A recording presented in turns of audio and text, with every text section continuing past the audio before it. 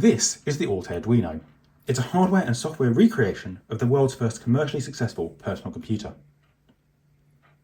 The Altair-Duino was created by Chris Davis of Adwater and Stir, and is based on the work of David Hansel, who created the software simulator, the hardware interface standard, and designed many of the cards available for the system today. In this particular unit, we also have a VT100 terminal emulator based on the work of Jeff Graham, which has been modified and integrated directly into the unit. The original Altair was announced in 1974 by Instrumentation and Telemetry Systems, or MITS. Despite the moniker of 8800, the original machine would have contained an Intel 8080 CPU running at 2 MHz, and this would have been coupled with just 256 bytes of RAM in the base configuration. In such a configuration, the user would be expected to toggle data and program instructions in via these front panel toggle switches, and they could monitor the CPU state, the data, and address buses using these front panel LEDs. Unfortunately, the device had no user programmable output on these LEDs. However, some cunning programmers were able to manipulate the address lines to provide a rudimentary output, as can be seen in this Kill the Bit game here.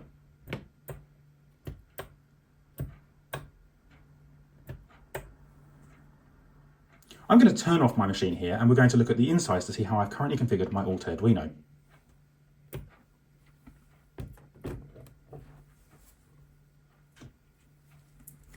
If I just rock the unit forward here, we can see the insides. And at the front here, we have the front panel card, and this provides the LEDs and the toggle switches, allowing us to monitor the system and toggle in some data. Tucked down here on the back of the front panel card, we have an Arduino. This particular Arduino is an Arduino Due, which has an ARM CPU inside. This can faithfully recreate and emulate the Intel 8080 CPU. The Arduino approximates the CPU card that would have been installed in an original machine, and in this case it also emulates the RAM. I currently have it configured to support up to 24 kilobytes of RAM, although the original Altair and this emulator can provide up to 64 kilobytes of RAM. I also have configured the card, or Arduino, to provide two serial interfaces using two SIO port card. This provides serial connection so we can communicate with the device through a terminal system, such as a teletype or what's known as a glass teletype. In this case, the serial data is sent down to the backplane board here, which contains various cards, but also has this built-in VT100 terminal emulator. The job of the terminal emulator is to convert the serial data from characters and so forth into something that can be displayed on a modern screen. This particular terminal emulator also captures character data from a keyboard and converts it back into serial data to provide back to the computer, and so this is entirely compatible with the way the original machine would have worked. As I mentioned, we have two serial cards here, or two serial ports emulated, and the second one is a physical serial port on the back of the device. Also plugged into the backplane, we see two I/O cards. The first one here is an output card with some LEDs on it that we'll revisit later in the video. On the right hand side, we have a recreation of an audio cassette interface card, which I'm going to remove and show you more closely now. This card here is a recreation of the ACR88. It approximates the functionality and from the software perspective is entirely identical. It contains two audio jacks, and I have little extensions here that allow me to connect the record to the red jack and the audio input to the black jack. This allows us to convert data to and from audio cassette tapes when we have this plugged into the machine. I'm going to return it to the board now, and we will use it in a moment. If you want to load data from an audio cassette tape, you're required to enter a program that can talk to the card. In its base configuration, the machine has no understanding of how to talk to these I/O devices. What we need to do here is we need to write a small program called a bootloader or loader that will load data from the cassette tape. This needs to be specific to the specific type of cassette you are going to be using.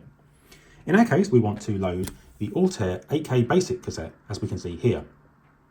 This cassette is again a modern reproduction, but it is coded in the original Altair standard audio format, and in fact I should be able to load it onto an original Altair if I had one available. To load this cassette, we need to write our program and load it into the machine using the front panel switches. Fortunately, Altair BASIC came with a user manual that described exactly how to do that, and I printed out the relevant section here. So here in Appendix B, we can see instructions for loading and initializing BASIC, and that includes loading from paper tape, or in our case, from cassette. The manual contains lots of information on how to do this, and it's really aimed at beginners with lots and lots of detail. There are a number of programs we can enter in, depending on our exact hardware configuration, and we can select the right one for our particular setup. In my case, as you may have guessed, This pull-out sheet here is for loading from cassette, and that's the one we're going to follow on the machine today.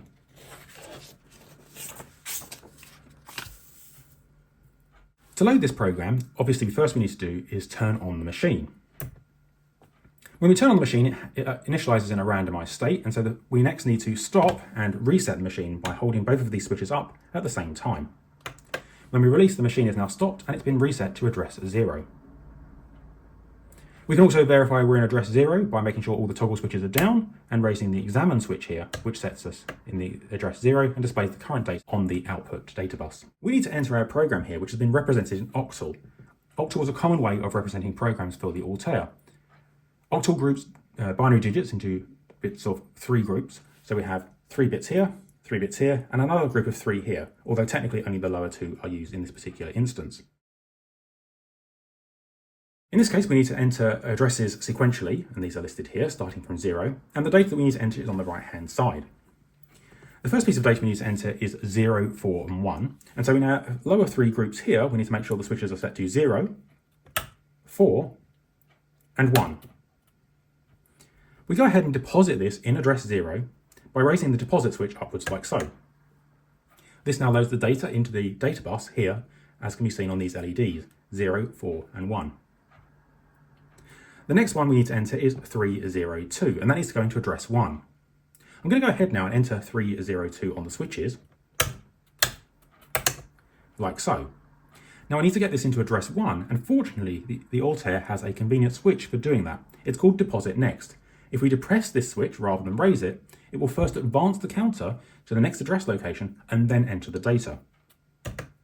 So now you can see I'm in address 1 and I have 302 on the data display. I can verify this hasn't disrupted the data in address 0 by resetting my address switches to 0, that's the entire set here, and raising examine. And you can see the original data 041 is still present in memory. I can depress the examine switch to go to the next address, and we can see here we still have 302. In the following address, address 2, we need to put in 0xx. In this case, x needs to be replaced referencing the particular version of BASIC we're trying to load. So again, just recapping by looking at our cassette here, we can see we're trying to load the 8K BASIC version. To do so, we need to enter 37 in the position of these x's here, and so the data we need to enter is 0, 3, and 7. 0, 3, 7. I can go ahead and press deposit next, which will enter that into address number 2. Next we have 0, 6, and 1, and again we can deposit that into the next address by pressing deposit next. I'm going to continue through here in real time to show you that it's not a particularly arduous process, but feel free to skip ahead here if you want to do so. The next is 0, 2, 2, 0, 0, 0, 3, 3, 3, 0, 0, 6, 0, 1, 7, 3, 3, 0, 3, 3, 3, 0, 0, 7, 2, 7, 5, 3, 1, 0, 0, 5, 5, 1, 6, 7, 3, 0, 0, 3, 5, 1,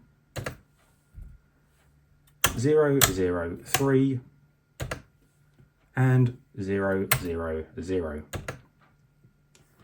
So once we've entered all of our data, we should go ahead and make sure that we've entered it correctly. Now to do so, of course, we can just, again, examine any of the locations we'd like to do so. So here we could set to examine address 0 and make sure we have what we expect in here, 041. And we can press examine next, however many times we need to step through and make sure all of the data is correct. For time reasons, I'm going to skip that now and trust that I've managed to get this correct, but we'll find out together in a moment. Once we've done that, we need to go ahead and reset the machine and make sure we have our address set to 0. Either of these approaches are essentially equivalent at this stage.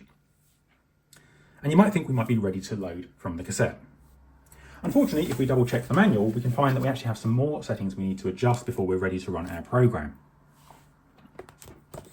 So after we've seen all of the various binary programs that we can enter into the machine to load from the cassette tape, as well as seeing the very comprehensive instructions on how to configure those, you'll see we also have a section on sense switch settings. So again, I'm going to pull this little pull-out sheet here, and we're going to look at what these need to be set to make sure our BASIC loads correctly. Now, the way this loader works is that the loader we've typed in or toggled in on the machine directly here loads a second stage loader from the cassette tape. And this is a much more advanced program that will eventually actually load BASIC itself. It makes sure the data it's loading is correct and complete, but it also allows us to enter in some configuration settings so it can determine what kind of machine we're currently using. As I mentioned, we're loading from cassette tape using the ACR card. And if we see here, we have an ACR card listed here. And as I mentioned, we are using a 2SIO card for the output towards our terminal. The way this works is the Altair has these switches here labeled sense switches, and that's these 8 switches here. So this is a little bit weird in that we've been using octal notation over here, but now we're using an 8-bit byte here. In this case, actually, we're going to break it down to 2 4-bit nibbles of data. And the right-hand side here represents the loading side of the system. In this case, as I say, we're loading from an ACR card, and so we need to set these lower switches to 3. And it actually provides some detail here on how to do that by raising A9 and A8. If we look at the lower 4 bits here, we can see this is equivalent to a binary 3, which is the number provided next to the ACR card. The output is done on these upper 4 switches, and in this case, as I mentioned, we have a 2SIO card, and this particular card is configured with a 1 stop bit setting. To make sure that's configured correctly, we need to raise the A12 switch. And if we look at the binary value here, that's representing a 1, which is again the 1 represented here on this table. As it happens, this is a particularly common scenario to be configuring the machine for, and in fact there's an example here showing precisely what we've just done. Input from an audio cassette through an ACR, and a CRT terminal through 2SIO with 1 stop bit as our output. So now we've configured all of that, we're almost ready to load from the cassette. What I'm going to do now is I'm going to take the cassette and pop it directly into the cassette recorder.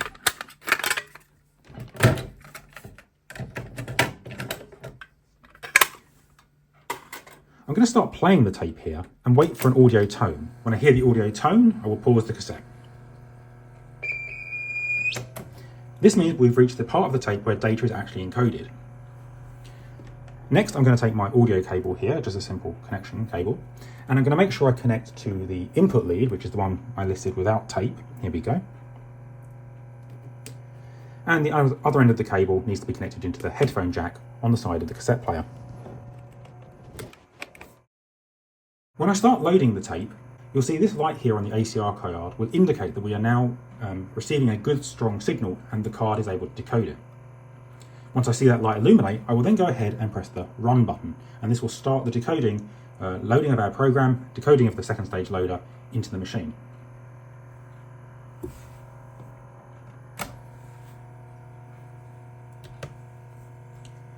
Our program is now running, and you can see this particular light pan with these 4 LEDs in the middle are dim. In a few moments, this light pan will change to indicate we've loaded the second stage loader from the cassette tape, and we start executing that particular program from memory, which will load the rest of the data from the cassette. We've just seen the light pan change here. Now, as my cassette player makes this kind of annoying whining sound in the background, I'm going to speed through this part of the video, and we will resume once BASIC has finished loading.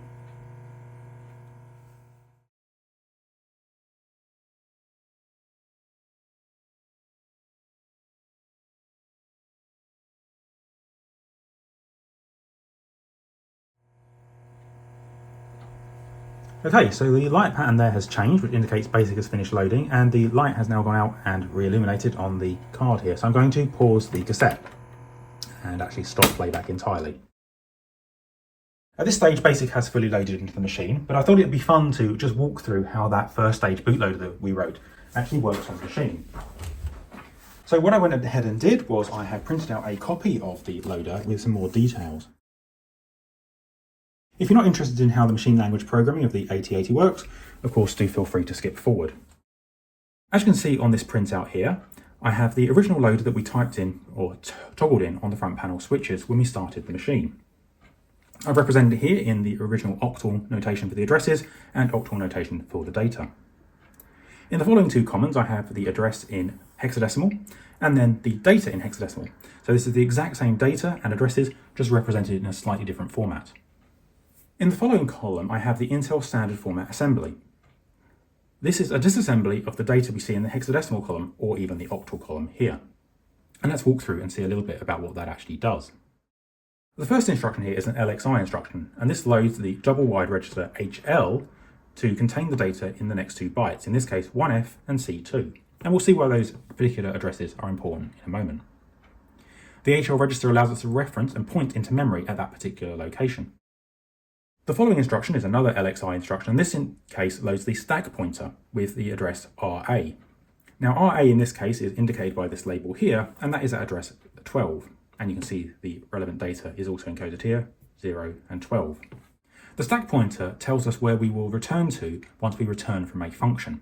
Now by setting up the stack pointer in this way, we allow ourselves to return all the way through the program rather than provide jump instructions, and return instructions are typically a little bit shorter, especially if you're going to end up returning to the same location. This is a bit of a hack, but it does mean that our program that we need to toggle in on the front of the machine is a little bit shorter. The next instruction we see is an in instruction, and this provides some input from a particular I/O address, or in this case a device attached to the bus. In our case, we're trying to connect to the ACR card, and the address 6 provides the status byte. The status byte contains lots of different bits with different values, but the one of interest to us actually is bit 0, and this tells us whether or not it has some data that we can then consume and read into the computer's memory. It sets this to high if the device is not ready, and it will set it to low when it has some data to consume.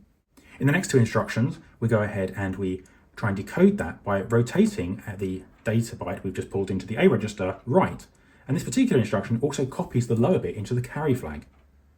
This is useful because in the following instruction, RC, we return if carry is set.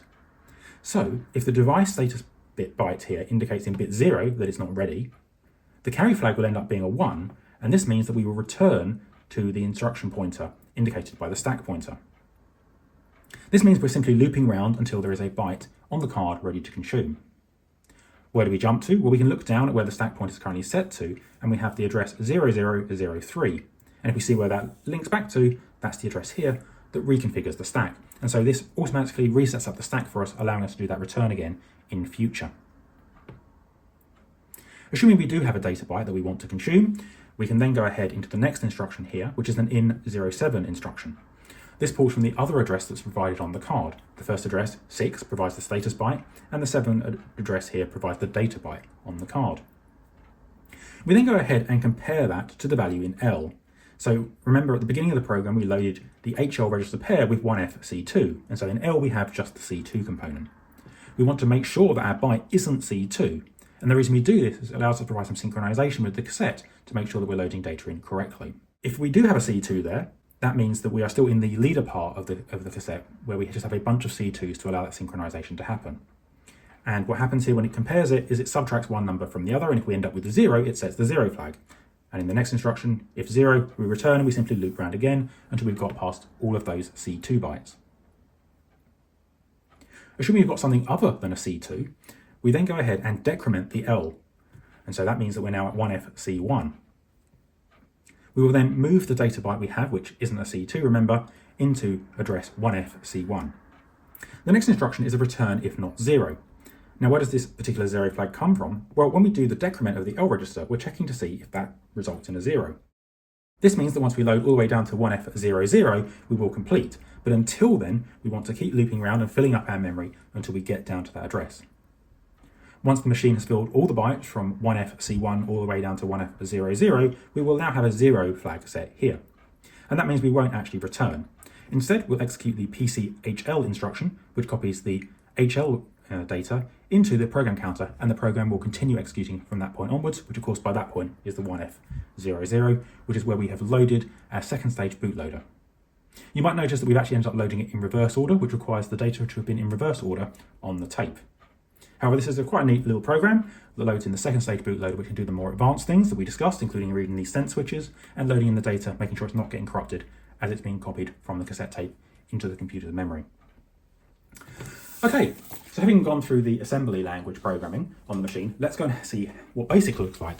So what I'm going to do here is I'm going to adjust my tripod, and we can see the little reveal we have here as I raise this up, and you can see just behind the machine I have a small LCD panel. This is connected to the VT100 terminal emulator that I pointed out on the board. I've also got a small keyboard here, just out of the camera's viewpoint, and that's how I'm going to enter data into the machine, and that's also connected to the VT100 terminal. As you can see here, the first thing the prompt is asking us is the memory size. Now we have a couple of different options here. We can go ahead and set a memory size and limit BASIC to a particular area of memory. The reason we might want to do that is we might want to put our own assembly language routines in the higher memory and point to them from BASIC programs, and more advanced programs may well have done this. For simple programming though, however, it's often useful just to fill up the entire memory with space for BASIC to operate. And to do that, all you need to do is press enter, and we'll see the lights on the front of the machine flash as the BASIC loader here goes and configures the entire RAM space. The next question it asks us is, what about the terminal width? How wide is our terminal? Now, I'm just going to accept the defaults here again by pressing enter, but if you had a particularly configured terminal, or maybe you had a paper-based terminal or teletype, you might want to make sure this number was configured correctly so you didn't end up trying to print off the end of the roll of paper, or make sure that everything's been contained on your screen. Finally, BASIC goes ahead and asks us, does it want sine, cosine, tan, and atan? Now, these are some additional maths functions that you can include, however they take up more memory space in the computer. As I mentioned, this is an 8K BASIC, and I actually have 24 kilobytes of virtualized memory here in my Altair-Duino. In this case, I have plenty of space to leave these in place, but you might want to remove them if you're not going to use maths functions and you want to have a little bit more space for your program. Now I'm just going to press the Y character here, but if I press enter, this isn't going to work. Instead, the prompt here asks me to confirm again, and the reason being is that it requires capital letters at this stage of the loader. Now on some basic teletypes, then maybe all letters might be processed as capital letters, but because this is a more modern terminal emulator, it can actually do lowercases, and I'm just going to press the caps lock key to make sure that I have an uppercase Y, and then I'm going to press enter. At this point, BASIC is fully loaded. It's telling us the version number, in this case Altair BASIC revision 4, it's the 8K version, and this particular version is copyright 1976 by MITS. At the beginning of the video, I mentioned we have an output card inside the machine, and you should be able to see that from your vantage point just there. I also mentioned that the original configuration had no programmable I/O, despite the clever trick that was played during the Kill the Bit game. We can, however, program the I/O on this output card using BASIC, and in fact, some subsequent machines, such as the MSI 8080, did provide an output LED panel on the front, and this particular card emulates that functionality, so you can have equivalent functionality to the alternate MSI 8080 machine. To actually get data output onto those particular LEDs, we need to type out, and then we need to provide the address of the card. On the MSI, the address of that card was 255, and this card emulates that particular functionality and is in fact hard-coded to that address, although you could create cards with any address you like. So I need to type in my address here, 255, and then I place a comma, and I place the value I'd like to output as a binary byte, in this case on those LEDs, but also potentially into some other particular functionality through some wires, for example, to some other types of circuit. Here I can go ahead and I can put simply 1 and press enter, and you'll see one LED has illuminated on that card, and that's the 1-bit position. If I now go ahead and say instead I'd like to set the 2 LED, this is the second LED along. Now this is not because it's the second LED along, but this is because it represents a binary digit 2. So if I go one more time and type out 255,3, we expect to see 2 of those LEDs illuminate, and we do. Now this is quite good, right? We can have a little bit of fun with this, but we don't have to actually enter our programs line by line. We can also go ahead and write short programs or even long programs using the BASIC syntax. And to do so in BASIC, you have to indicate a line number. So what I'm going to do here is I'm going to set a line number of 10, and then I'm going to say that my program is going to do out 255, and here I'm actually going to add a little function, a random function, so RND, and I'm going to pass a parameter which indicates the particular type of randomization. I want 1 in this case. And this provides me a value between 0 and 1. Now that isn't actually going to illuminate any LEDs, so I need to multiply that number by 255 to make sure I get a full range of binary values. If I press enter here now, nothing is going to change on those LEDs because I've now entered a program into the machine's memory that I can run at a later stage. I can actually bring it back onto the screen by typing list, and this will show me the contents of that program, and you can see that's just that one line there. To execute this program, I simply type run and press enter, and you'll see the LEDs have randomized. Now that particular pattern you can see right now doesn't look particularly random, and so I'm going to go ahead and I'm going to run my program again, and we'll see a different pattern of LED lights. Now, rather than having to run the program manually, maybe it would be fun to be able to have this just randomly blink in all different patterns all the time. And so what I'm going to go ahead and do here is type a second line in my program, 20, and in this line I'm going to say go to 10. I can now list my program to see the complete program, and you can see my short program of just 2 lines is 10 out 255 with a random byte value onto those LEDs, and 20 just loops this program infinitely. Now this is going to flash quite rapidly, so if there's any concerns with that, please, you might want to discontinue watching this part of the video.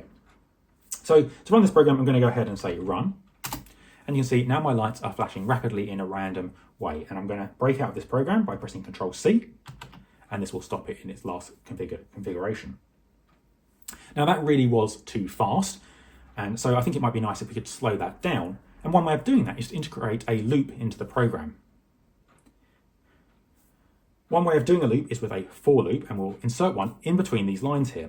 And now that is one of the reasons that in BASIC we often use a large gap between our line numbers, so 10 to 20, allowing us to squeeze in an extra line. In this case, I'm going to squeeze that in at 15, right in the middle of those two, and I'm going to put in my for loop. For I equals 0 to 255. And then what I'm going to do next is I'm going to add a colon, which allows me to put a second statement on the very same line that just says next. And so this one line is just going to loop round continuously until it reaches that 255 value, and that's going to slow down the machine. If I list my complete program here, I can now see everything that's going to happen in sequence. So first it's going to output a random byte, then it's going to essentially delay the machine with that for loop, and then once it's done, it's going to jump back to position 10, which will output another random byte. So let's see that in action now. And now we can see the flashing is a much more reasonable pace, much more understandable, or much less frenetic. So I'm going to press Ctrl+C again to break out of this program. And the other functionality the machine has is to provide some input. Now, we saw that ourselves with our second stage loader from the cassette tape. Before we run our program, we went ahead and configured these switches here to provide some input so the computer could understand what we really wanted to do once it started running the BASIC interpreter.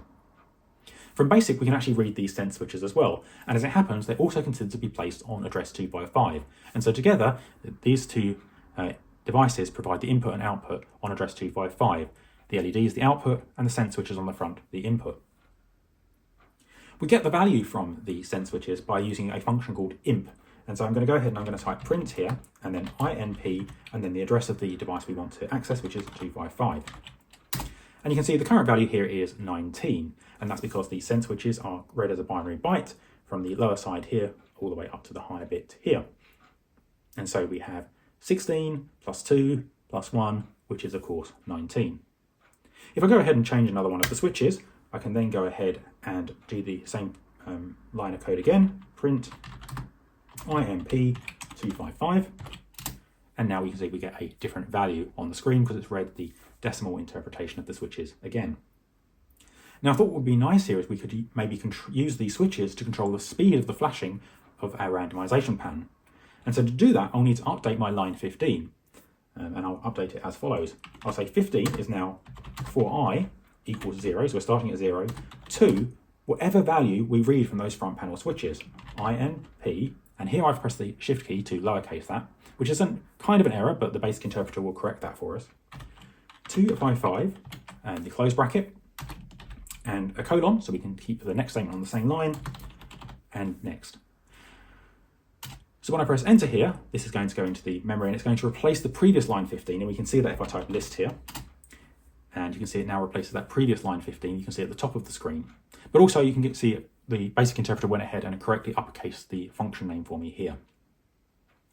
Now if I go ahead and run this program, this means that our pattern of lights will flash as it did before, but the speed of that is now controlled with these front panel switches, and I can configure them while the machine is running.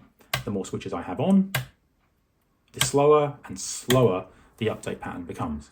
Again, I'm going to speed up the pattern now, so again, if you're concerned about that, please do look away. But as I turn off more and more switches, the maximum value we're trying to achieve is lower, which slows down, or it increases the speed. It reduces the time it takes for the loop to complete, and the overall program runs a little bit faster.